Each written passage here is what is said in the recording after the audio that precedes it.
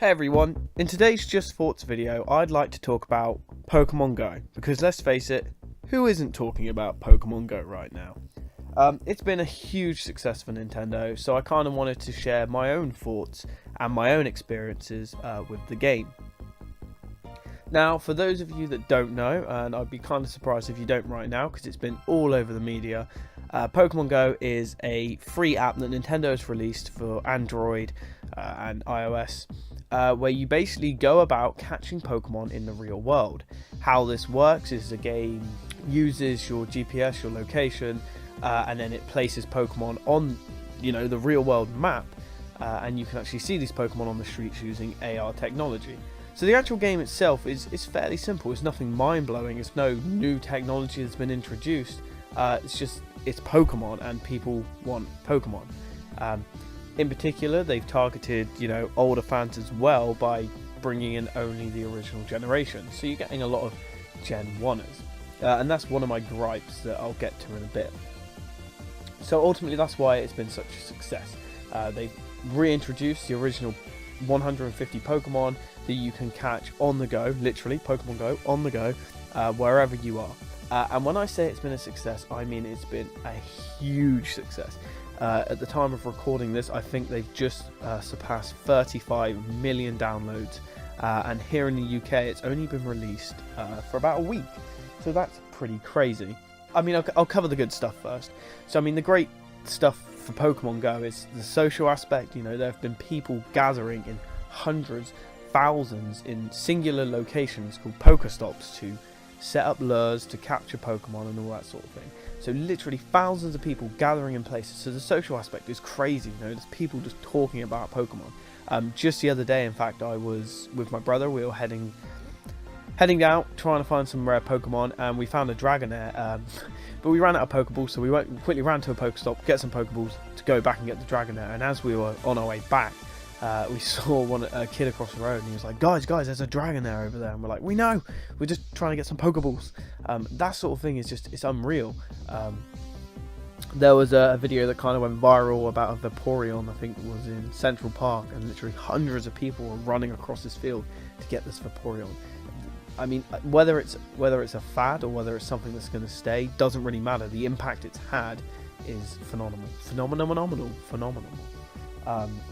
And again, it's weird seeing Pokemon in the news again, like constantly. As a person who's been a fan of Pokemon since the beginning, hearing people talk about Pokemon again is really weird. It's very surreal. The other great thing about Pokemon Go is the potential in the future. I mean, this is just 150 Pokemon.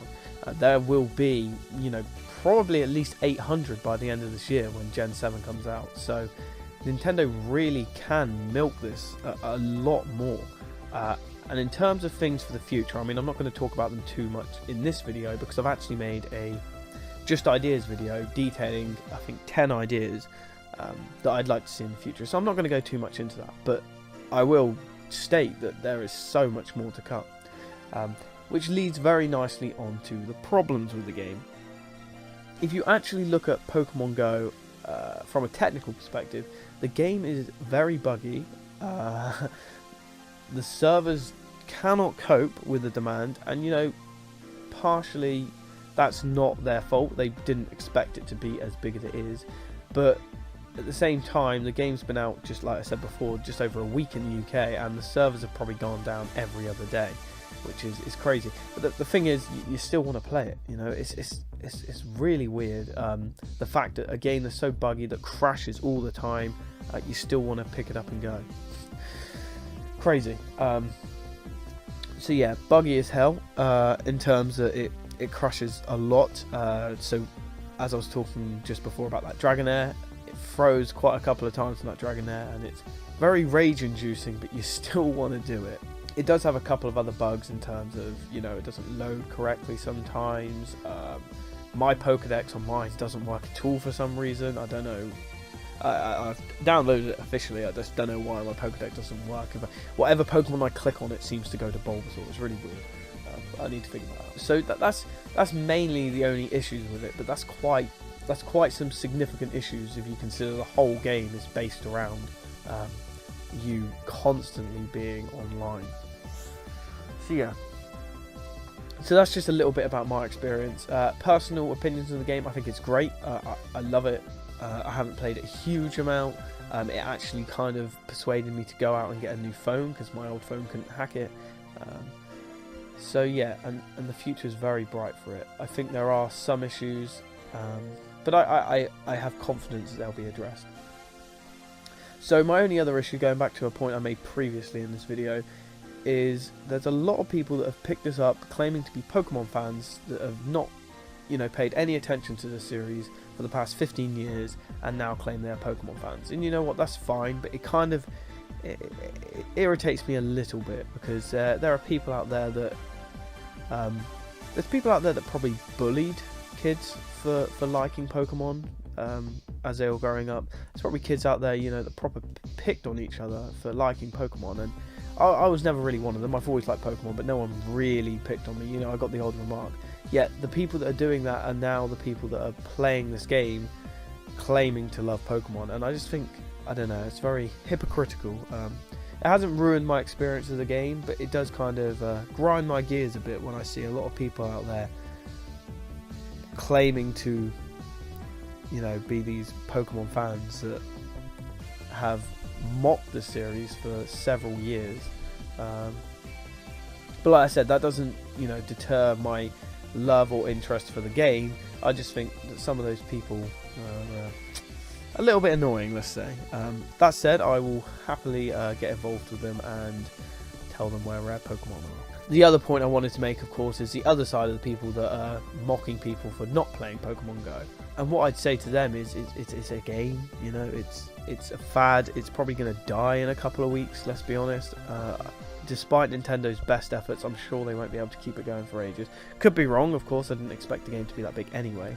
But those sort of people, they just need to kind of get over it. These fads happen, and so it's very interesting. I do love the wars between the teams, though. That's great. They've also created this fierce rivalry between Team Mystic, Instinct and Valor.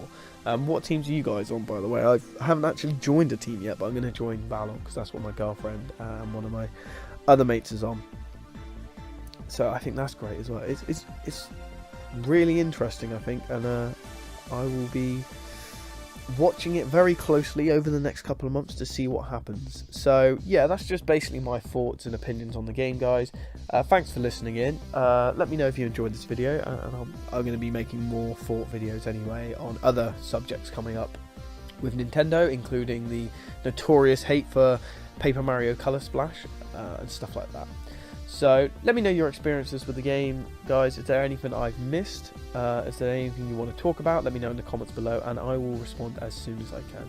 So you've been listening to Keen TV, and thank you very much for tuning in.